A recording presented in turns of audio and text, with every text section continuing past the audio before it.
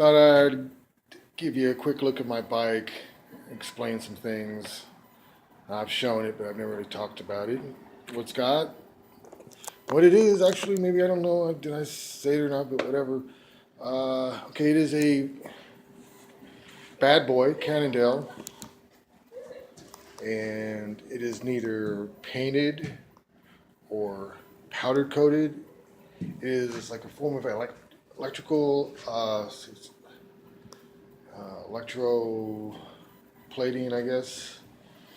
So you have to actually gouge the metal, which, boy, I got some gouges, but it doesn't matter anyway. It's aluminum. It's not going to rust. It will corrode. Okay, so I have older XTR from, like, I believe 1998, the IG chain, which I do not use. I just use a UG. And it works okay. It's working better. I think there's some ramps or something that weren't quite meshing up, but now it's better. But it was never bad. It was just once in a while with a hiccup. That's about all I could explain it as. Got the first generation XTR. Of course, I got my wheel lights, and I have my rack that I built. Well, not built. This is a tubus rack, a 90-pound limit. I'm trying to remember the name of the model, but it's an old model. You can't. They don't have this part anymore. It's the cargo. Yes, it's the name of the. And it is tubular steel, and it will rust. You can see maybe a little bit of surface rust there, but I put this on here. This is a roof mount for a car for the fork, and there were some bosses right here on each side, right there. So I basically just bolted it to it, and this is a seat post. So I can pull another bike, I take the front wheel off, and I bungee cord it to the bike. And I also put a bearing right here because the bike has to pivot up and down a little bit. And when I go slow around corners, I have to keep the bike upright or the bike will tip over at slow speeds. Well, I think it's pretty good looking design. The great, I'd go with tubular steel. It's going to be better than aluminum. You can weld it back if it breaks.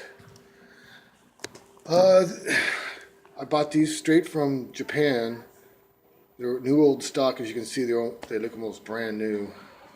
They're from 1998, right before they went to 9-speed in 1999. And I think that's a 9-speed derailleur. You know, you can mix. I think this is a 9-speed. It's 952. And I have the XT hydraulic brakes. These things are great. I live in San Francisco, so I need all the braking power I got to use. And I got the basket, toba.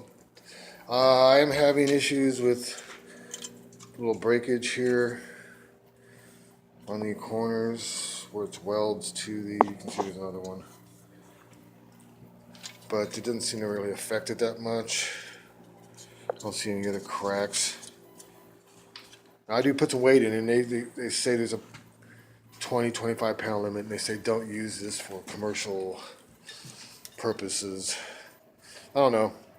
It was pretty cheap. So far, I'm happy with it. So there you go. Let's see what else. Oh, then I got my double kickstand here.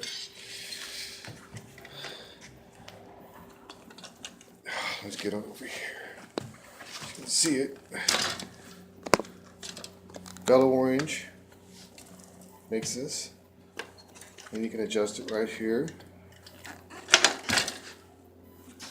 And the problem with the double kickstand is you need the little spring that goes from the back of your fork to your frame. I haven't done that yet. Then you get a lot of this action. I mean, you get weight in it. So you have to get this particular bar basket combination. You have to have a longer stem, as you can see. That is a 130. and it's perfect. Okay, let's talk about my saddle. The saddle is 1986. It's got the snake skin. It is real leather. It has, let's see if I can get a better view, magnesium rails. It is a Regal. And it's a stamp. That's why I know what year it's from. It's right here. And boy, this thing goes through rain and everything. Look at it. This thing is just so comfy. It's real leather.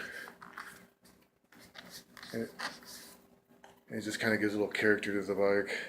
So there you go. Let's see if I can find anything else. I'll say that these Cannondale bad boys are just really nice riding. They're stiff, but they're still comfortable, compliant because of the hydroformed chain stays. So it absorbs some shock. So it's fairly comfortable for, you know, bike. It's got some, I mean, look at the size of these down to. This is typical Cannondale, but it is bi-oval. So it's oval here, and then it's oval that direction. So it's oval this way, vertically, and then it's oval horizontally to make it stiffer at the bottom rack. And this thing is freaking stiff.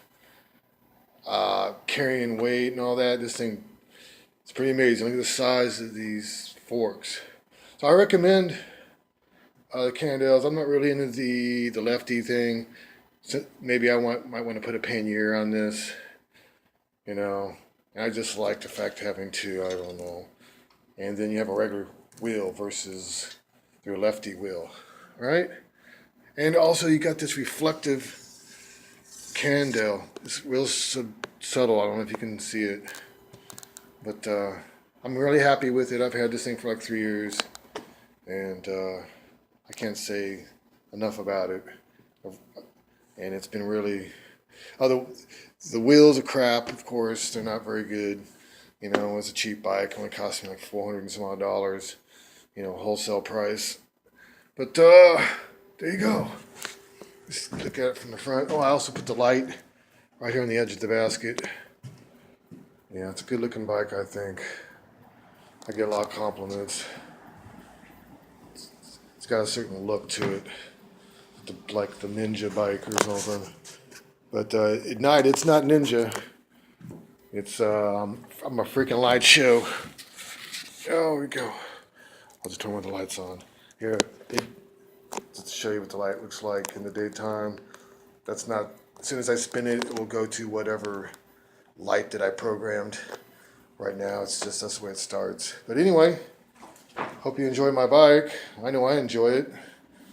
I think we should all put a little part of ourselves into our riding machines and make them as unique as we can, just to jazz life up a little bit. All right? All right, well, have a great day. Thanks. Bye-bye. Whatever. How long was that?